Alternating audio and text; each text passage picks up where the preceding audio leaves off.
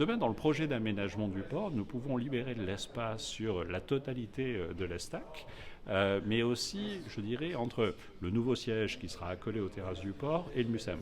Et donc on a des opportunités. Vous imaginez réouvrir ce qui aujourd'hui, par exemple, sert de garage à côté du siège du port, le réouvrir sur la Joliette. Il y a 2 halles métalliques de type Eiffel qui sont extraordinaires, que personne ne connaît. Moi, je souhaite que les collectivités locales, à nos côtés, portent ce projet.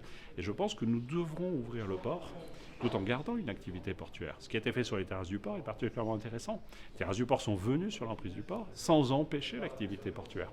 Et donc c'est cet équilibre-là qu'il faut, et je fais partie de ceux qui poussent à l'ouverture du port. Il faut retrouver de la fierté par rapport à son port.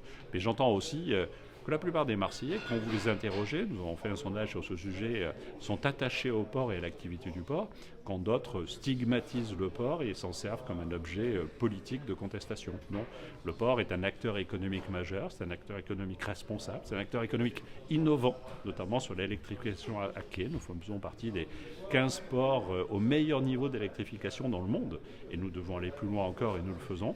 Mais le port doit entendre aussi cette réalité d'empêchement d'accès à la mer. Et c'est pour ça que nous multiplions les occasions d'ouverture.